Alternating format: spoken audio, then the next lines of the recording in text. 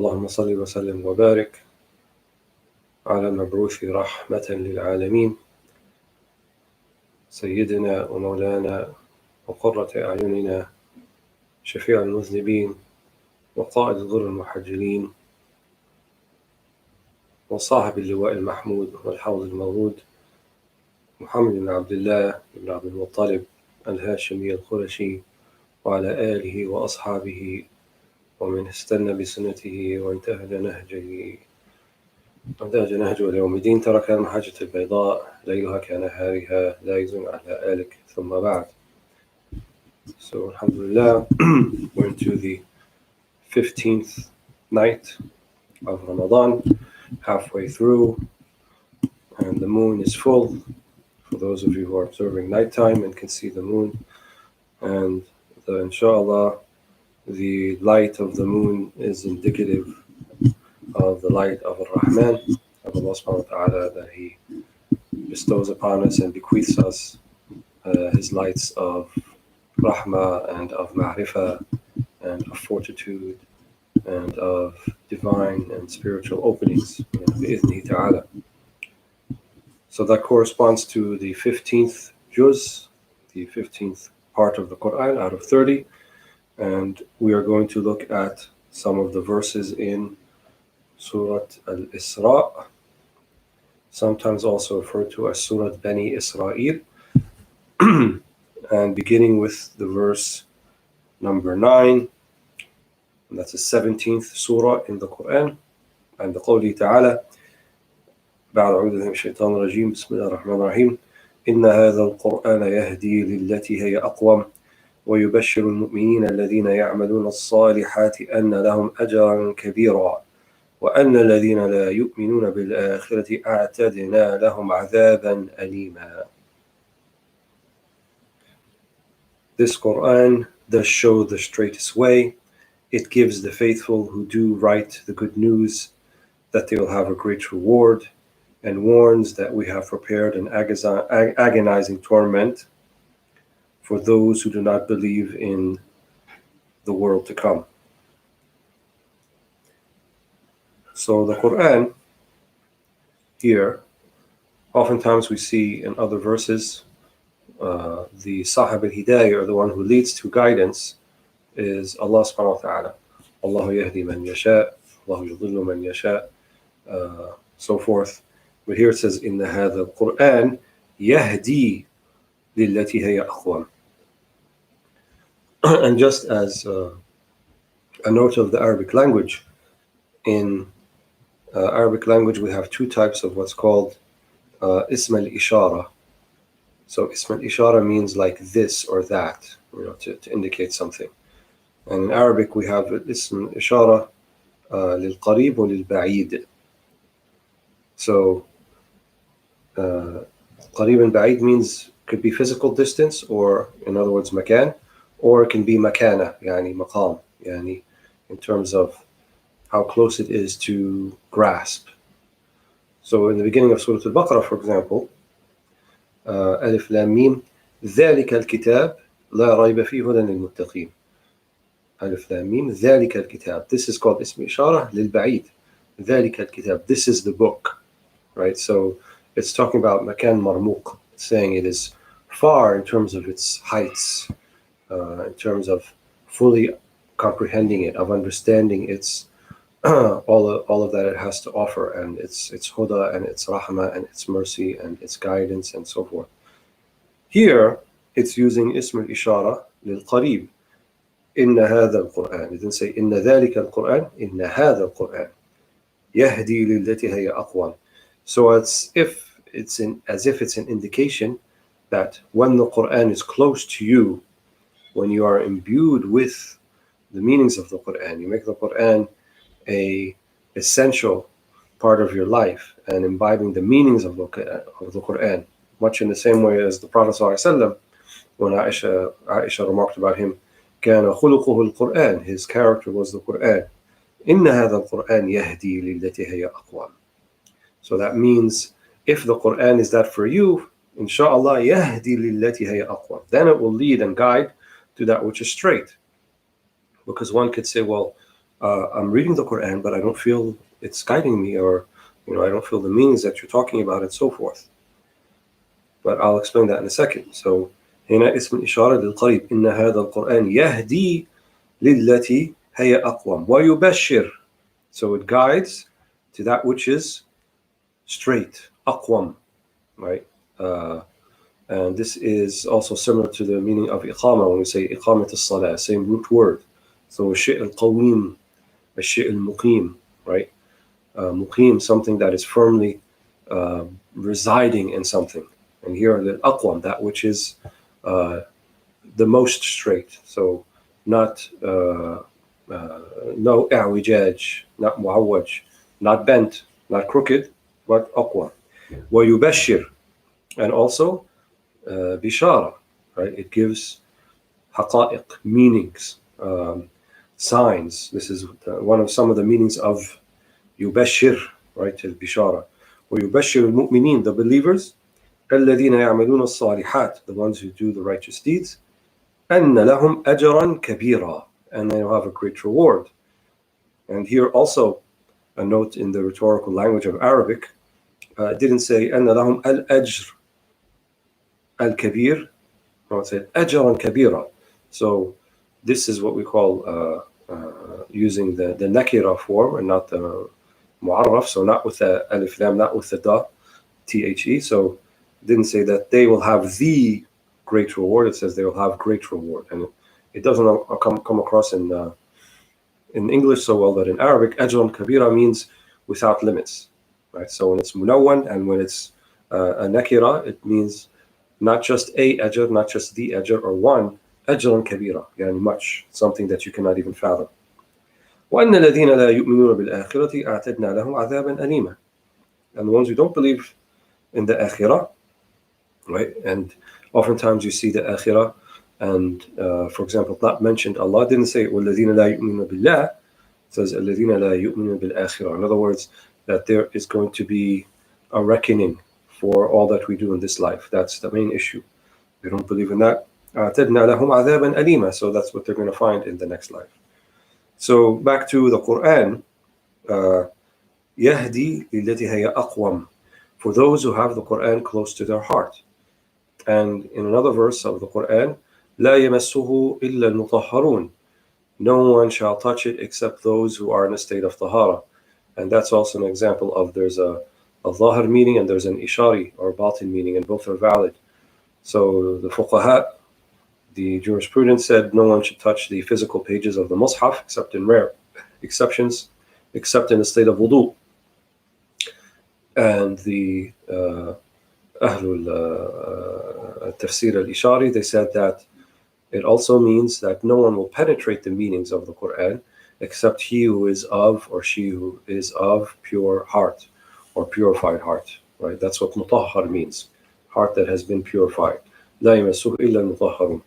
So some of the ashayakh, some of the shuyukh, they said that for one to truly penetrate the meanings of the Quran, they have to come to it ready to accept the meanings of the Quran. So it may not work for you in terms of purifying. In other words, that process that we call takhliya. And takhliya means to literally to remove or disembody one of bad traits, bad character traits. And the Quran is more of a source of tahliya. And tahliya means to imbibe within one good character traits. Not saying that it can't do tahliya, it can. But for many, they will not be able to penetrate the meanings and they may grow frustrated. So we tell them that you have to go through a period of tahliya. Doesn't mean you don't recite the Quran or read it, but after you do your tahliya, you do a type of dhikr, right, a type of remembrance of Allah subhanahu wa ta'ala, you will then read the Quran in a different way. The Quran, the meanings of it will come through to you in a manner that they did not come through before. And then inshallah, perhaps this verse will be more applicable. Inna hadha al-Quran. So it's going to be hadha al-Quran, that Quran which is close to you, يهدي للتي هي أقوم, right? Well, then will lead to that which is the straightest, ويبشر, right? And then you'll have this bishara, these glad tidings of the meanings that are contained therein.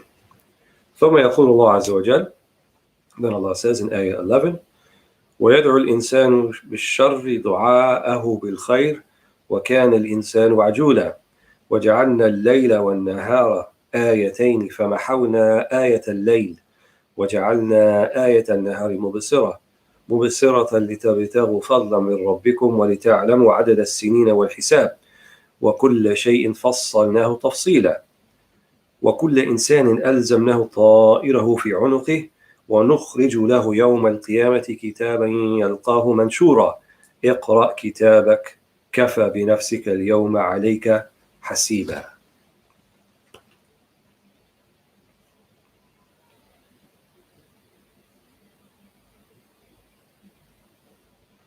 Then the next verse, ayah 11, yet man or al-insan, person, prays for harm just as he prays for good.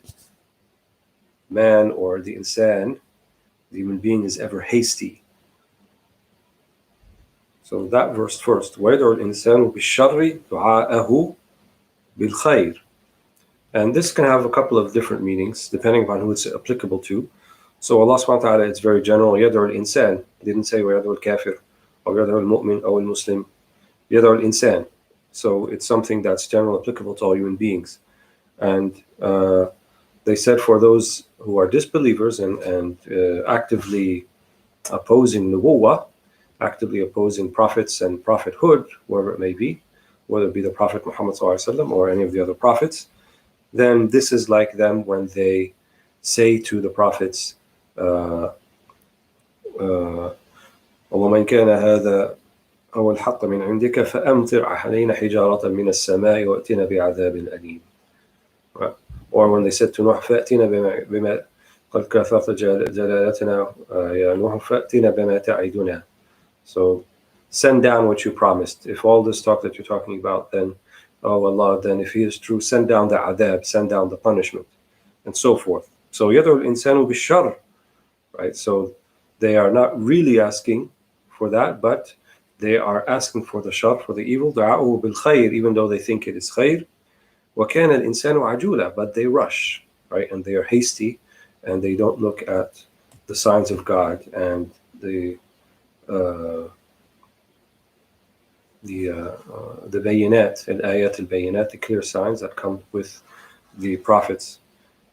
And they said, well, if this does not necessarily apply to the believer, for the believer, it also can mean that the way that we supplicate. And so we may be asking for something good from our perspective, but it actually may be something that is shar from the perspective of al-haq, Allah subhanahu wa ta'ala. وَكَانَ الْإِنسَانَ عَجُولًا, but we are hasty. That's why they say سِرُّ دُعَاء أَنْ يَكُونَ مَصْحُوبًا بِالتَّفْوِيض.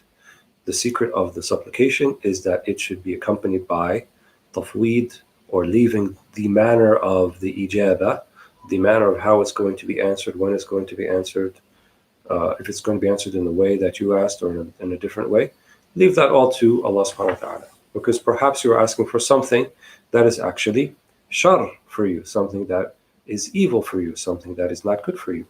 So when we are asking for things that are in the realm of the permissible, and we don't know whether they be good or not, then the adab is to do it with al-istikhara. The other is to do it with sighat al-istikhara, which is we place agency and tawakkul and reliance in Allah subhanahu wa ta'ala, and asking for the good if this thing is good for us. إن كنت تعلم هذا الأمر خير لي ولديني في آجله وعاجله فيسره لي هكذا. If you know Allah subhanahu wa ta'ala, إنك تعلم ولا أعلم وأستقدرك أنت تقدر ولا أقدر وأنت علام الغيوب. You know what is in the hidden realm, and I have no idea about that, and I don't know how things are going to end, and so forth.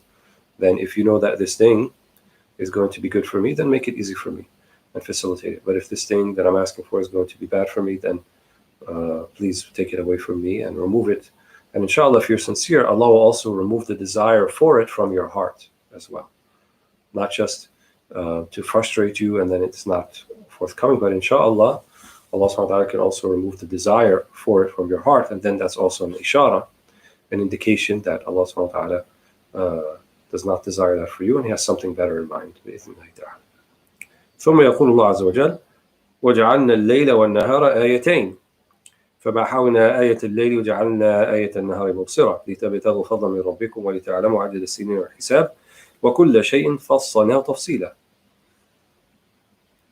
And then we made the night and day as two signs, then darkened the night and made the daylight for seeing, for you to seek your Lord's bounty and know how to count the years and calculate.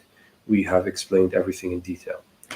You might say, okay, Ayat al-Layl wa Ayat al-Nahar, the sign of the day and the night, but what is the sign and what does it have to do with what just was the verses that came before it? You may not see the connection, may not be apparent, and you may even say, I don't see how that connects to the verse before it. Well, let's take another look at it. وَجَعَلْنَا اللَّيْلَ وَالنَّهَارَ آيَتَيْنِ. We made the night and the day two signs. So each one is a sign. فَمَحَوْنَا آيَةَ اللَّيْلِ. Right? محونا, which literally means to erase. Here, he says, darken the night. So المحي يعني محونا الضوء, right? So it was devoid of light, and that is the sign of the layl. وَجَعَلْنَا آيَةَ النَّهَارِ مُبْصِرَةً. And then مُبْصِرَةً, so that we may see. لِتَبْتَغُوا فَضْلًا مِنْ رَبِّكُمْ. So that you may seek during the day, when you can see the fadl, the good and the favor and the bounty of Allah subhanahu wa ta'ala. So it's not just the physical signs. Yes, the physical ayat indicate that there is an intelligent force behind this, and it's not just some random event and just kind of evolved all by itself. But there's also the signs of pointing to something that has to do with the verse that came before, namely about the Quran, يهدي التي هي أقوم, and ويدعو الإنسان بالشر دعاءه بالخير. In other words, that we may see different things in our life, and we may see days in our heart that are like the night, or times in our heart that are like the night, devoid of light. And we may see times in our heart that are mubsir, that are full of the light. And Allah subhanahu wa ta'ala, He made both of them ayat. وَجَعَلْنَا اللَّيْلِ وَالنَّهَارِ آيَتَيْنِ. So Allah subhanahu wa ta'ala can change from one state to the next every day. We've been observing it as long as we have been living, the day changing into the night and the night changing into the day. يَطْلُبُهُ حَثِيثًا. In another verse, the day is seeking the night, and the night seeks the day. And here, the day is a sign, and the night is a sign. Another verse, خِلْفَةً, and one comes one after the other. So that means our states also one come after the other. So if you're in a season of darkness or night, be patient, because the daybreak is coming, and the day will come. And also, and if you're in a season of daylight, then also have a tempered response, because the darkness may be coming too. So كان الإنسان وعجولا, the insan is hasty because we don't have the foresight and the forbearance to know that something else is coming afterwards. لعل الله يحدث من بعد ذلك أمرا. Right? Perhaps Allah subhanahu wa ta'ala will bring something else after that which you find yourself in. So just like Allah changes day into night and night into day, right? And if you didn't have any experience and you just saw the night, you would say, how could it be completely different in just a matter of not even hours, but between less than an hour from when it's pitch black, and then all of a sudden the sun rises and it's completely different.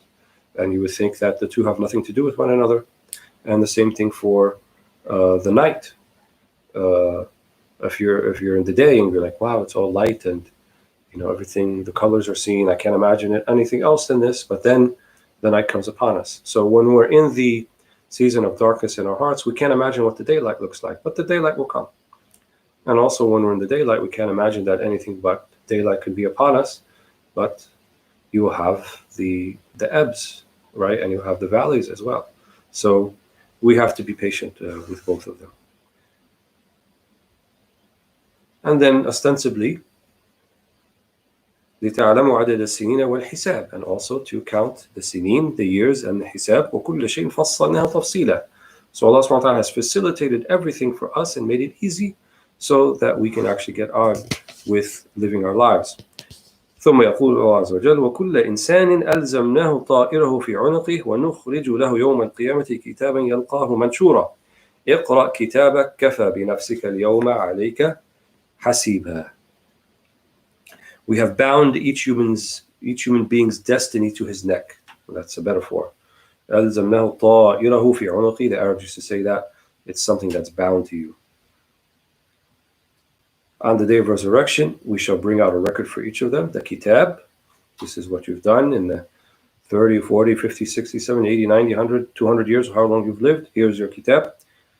Which will they find? They will find spread open. اقرأ كتابك كفى بنفسك اليوم عليك حسيبا. Read your record today. Your own soul is enough to calculate your account.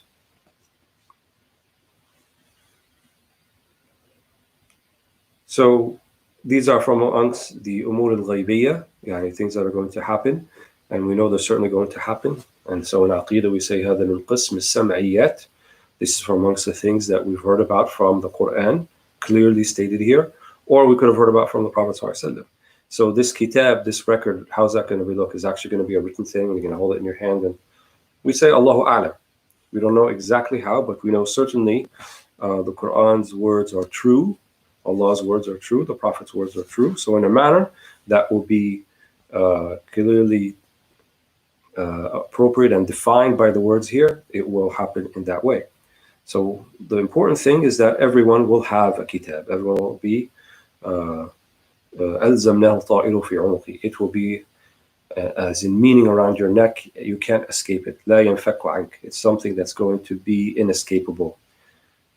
And then the kitab will come out. يلقاه منشورا. Right? Manshura means spread out, and manshur, that which can be read and can be seen. And some people in their reckoning will have muhasabah, right? وَمَنْ حُوسِبَ عُذِّبْ كما قال النبي صلى الله عليه وسلم. So the muhasabah is a type of ta'zib. In other words, it will be said to you, you did this on this day, and on 15th of Ramadan in 1441, you said this, and this, and it wasn't true. And then on this day you did this. Muhasabah, right? Someone is taking you into account. And the Prophet صلى الله عليه وسلم, من حوسب عذب, whoever is taken into the hisab, it's a type of ta'dib.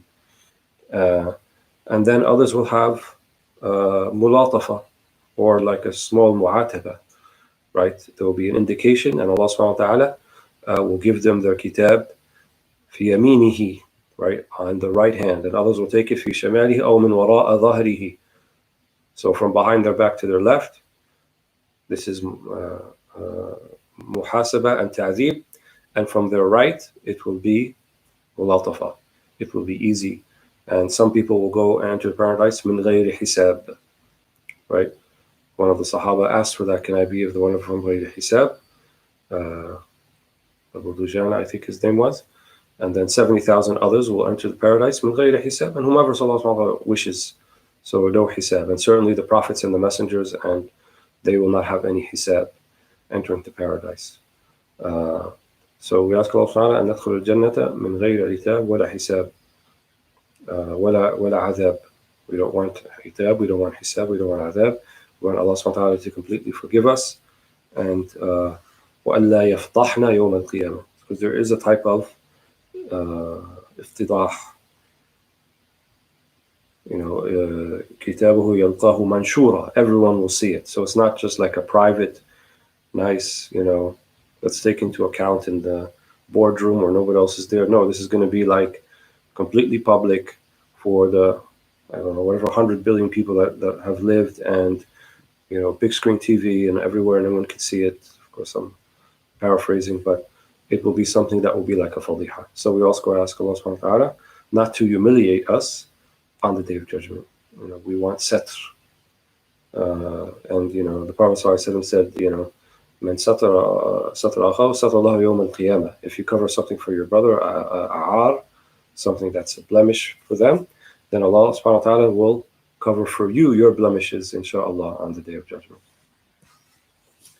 ثم يقول الله سبحانه وتعالى من اهتدى فإنما يهتدي لنفسه ومن ضل فإنما يضل عليها ولا تزر وازرة وزر أخرى وما كنا معذبين حتى نبعث رسولا.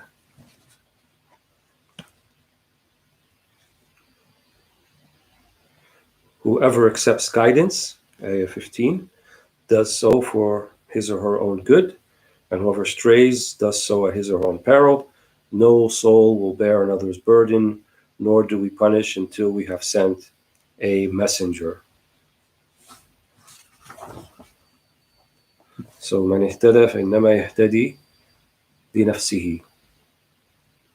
So that means everyone is responsible for themselves. من اهتدى فإنما يهتدي لنفسه لا لغيره. You will receive guidance and you will be on guidance and it will go back to you for you, inshallah, not for somebody else. ومن ضل فإنما يضل عليها. And then the same is for the one who is misguided. ولا تزر وازرة وزر أخرى. This is the sound foundation. Everyone is responsible for their own selves, not for someone else. And no soul shall bear the burden or the sin of another. There is one caveat to that, and that's the people who misguide others. So they will carry the misguidance of others, not specifically what they did that was wrong, but you will have something commensurate with that, something like that, because you're the one who put them on that road that was astray. And similarly, if you are sabab al-hidayah, if you are a source of guidance for somebody, then you will also have the reward of the good things that they do in a manner, not exactly as the way they did it, but similar or commensurate with the good deeds that they did. وَيَحْمِلُنَّ أَثْقَالَهُمْ وَأَثْقَالًا مَعَ أَثْقَالِهِمْ is the verse in Surah Al-Ankabut referring to those people who misguide others or are a source of misguidance towards others. And also the hadith of the Prophet ﷺ who whoever maintains or revives a good sunnah, then Allah SWT will give him the reward of him practicing it and the ones who also practice it with him. And whoever devises a blameworthy innovation, bid'ah sayyi'ah or sunnah sayyi'ah, then they will have the wizr, they will have the burden of all the people who did it because they had introduced it. Like the person or the people who introduced idolatry into the Arabian Peninsula after Ibrahim alayhi salam, they have a huge Allah Adam, a huge thiqal, a huge burden they'll be carrying because they're the ones who introduced that into the Arabian Peninsula. Allahu A'lam. وَمَا كُنَّا مُعَذِّبِينَ حَتَّى نَبْعَثَ رَسُولًا. This verse, and we will not take people into account or punish them until we have sent a messenger, is seen as often quoted as the foundational verse in terms of the condition for taklif, or one of the conditions for what we saw, shart wujub, one of the conditions of obligation that one has to be, one will be taken into account for performing the shara'a of Islam, for following the sacred law. And that's what they call bulugh ad-da'wah. Bulugh ad-da'wah means that the da'wah, the message of Islam, the message of the messengers, of the prophets has reached you. And while there is some interpretation about what this verse actually means, one of the valid interpretations is that bulugh ad-da'wah means you understand it and fathom it in a way that you clearly know what Islam is and what it isn't. And so some of the ulama, and sometimes it's attributed to Al-Ghazali, Muhammad al-Ghazali radiallahu anhu, say that if Islam is presented to you in a distorted way, such as that you cannot make a distinction between that which is true about it and that which is not true, and you can't tell what it really is, and there's what we call tashwish or tashwih. Tashwih means it's been manipulated and it's been kind of it's mushawwah, it's been mutilated is the literal meaning of it, but mutilated, in other words, the surah, your interpretation or understanding of Islam is a mutilated version of what it actually is, then in this case you may not be mukallaf, right? You may not be held responsible for the da'wah because it never really reached you. In the traditional books they often say, well, if someone's living in a jungle somewhere and they never heard anything and nothing ever reached them, then maybe we can picture that, but otherwise we cannot. And these were our predecessors and we respect them and may Allah bless them. But nowadays we can make a strong argument that for many people, and they may be even living in a Muslim capital, for all they could be, but the way that Islam has reached them and the way that's been communicated and the way that's being presented is very, very distorted, and perhaps they even had a very traumatic or distorted experience in a personal level with people who are Muslim, maybe even family members. So we don't say they're not mukallaf. We consider them to be Muslim, inshallah, but we don't know what anyone's, how anyone is going to be treated by Allah subhanahu wa ta'ala. And we know that Allah subhanahu wa ta'ala is just, He is not unjust. And we know that Allah subhanahu wa ta'ala will take people into account only as much as that they are literally responsible for. And He also says, وَمَا كُنَّا مُعَذِّبِينَ حَتَّى نَبْعَثَ رَسُولًا. And we will not punish anyone until we have sent a messenger, بَعَثْنَا رَسُولًا. So then the verse after that, I think if we have time. قال الله عز وجل وإذا أردنا أن نهلك قرية أمرنا متر فيها ففسقوا فيها فحق عليها القول فدمرناها تدميرا وكم أهلكنا من القرون من بعد نوح وكفى بربك بذنوب عباده خبيرا بصيرا.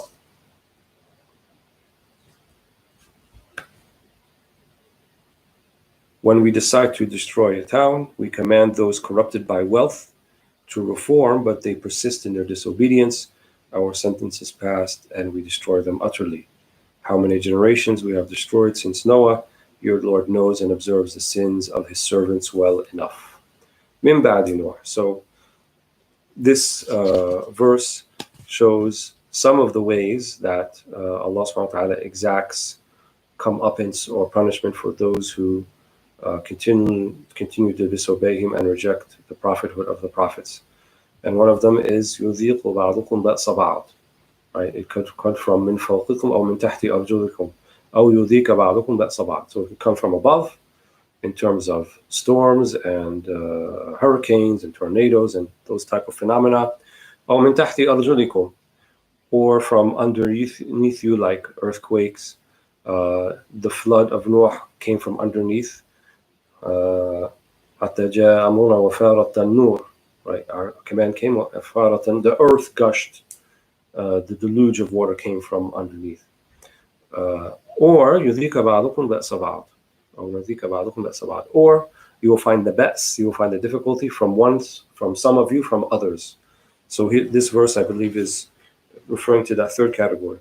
إذا أردنا أن نهلك قرية أمرنا متر فيها. So this is الأمر التكويني. Right, not commanded to command you to do this thing, no, but this is Allah saying kun fayakun, be and it is. Mutra fiha, the corrupt, right, and mutraf min al-taraf, someone who is corrupt because of their indulgence or overindulgence and in luxury and in pleasures at the expense of society as a whole. فَفَسَقُوا فِيهَا, so they corrupted in it. They were corrupting and they corrupted it. فَحَقَّ عَلَيْهَا الْقَوْلِ. Right, and then the qawl حق عليهم. Then that which Allah SWT has decreed has become incumbent. فَدَمَّرْنَاهَا تَدْمِيرًا. And then we destroyed it. وَكَمْ أَهْلَكْنَا مِنَ الْقُرُونِ مِنْ بَعْدِ نُوحٍ وَكَفَى بِرَبِّكَ بِذُنُوبِ عِبَادِهِ خَبِيرًا بَصِيرًا. And how many were the ones from the centuries or the generations after Noah? وَكَفَى بِرَبِّكَ بِذُنُوبِ عِبَادِهِ خَبِيرًا بَصِيرًا. And your Lord knows and observes the sins of His servants well enough.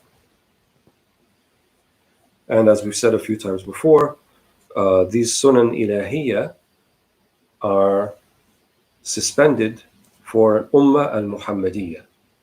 So Ummah al-Muhammadiyya, the Ummah of Muhammad sallallahu alaihi wasallam, anyone comes after Muhammad, وَمَا كُنَّا مُعَذِّبِينَ وَمَا كُنَّا عَذِبُ وَأَنْتَ فِيهِمْ. And we will not bear down this collective punishment upon them, and you are amongst them. Prophet ﷺ is now amongst us.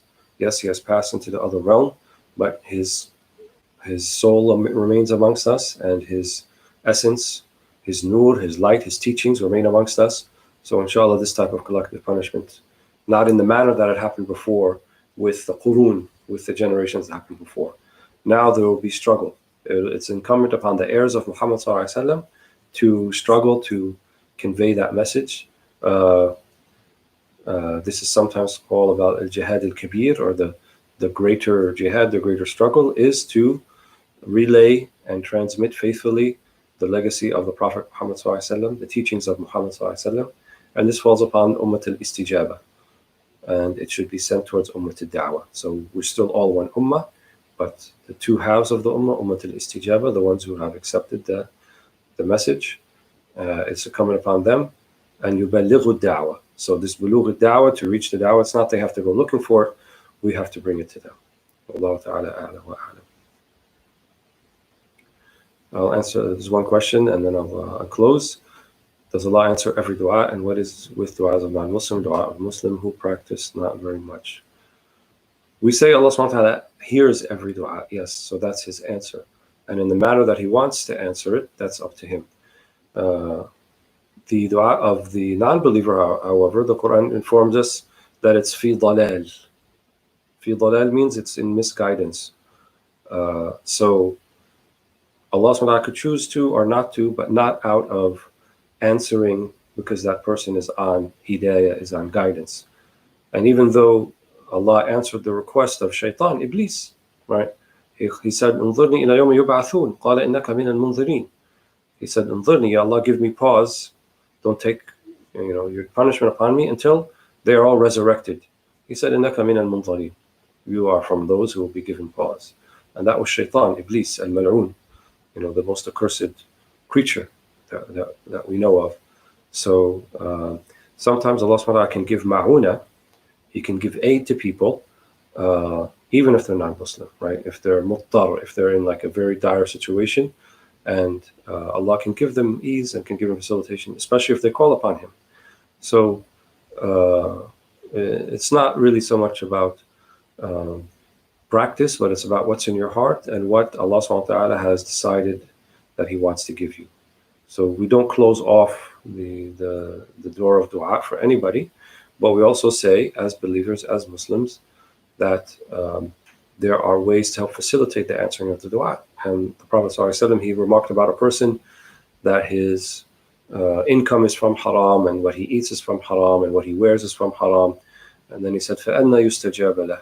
How can his dua be answered when he's not doing anything to answer his Lord? So we want Allah to answer us, well, we have to answer Him too. And that are the things that facilitate. But we also say that nothing is impossible for Allah subhanahu wa ta'ala. I mean, He can answer too, if He wished to. But from our part, what is the wajib? What is the obligation? The obligation is that we do our best to answer the call of Allah subhanahu wa ta'ala, and then we hope and plead with Him that He answers ours, inshallah. Wallahu ta'ala a'la wa a'lam. Jazakumullah khair. Barakallahu feekum. رمضان كريم ومبارك. أيدكم الله وتقبل منكم طاعتكم وصيامكم وجهودكم في هذا الشهر المبارك وقيامكم وسعوركم. ونسأل الله سبحانه وتعالى أن يتقبل منا وأن يغفر لنا ويجعلنا من عتقاء هذا الشهر الكريم. السلام عليكم ورحمة الله وبركاته.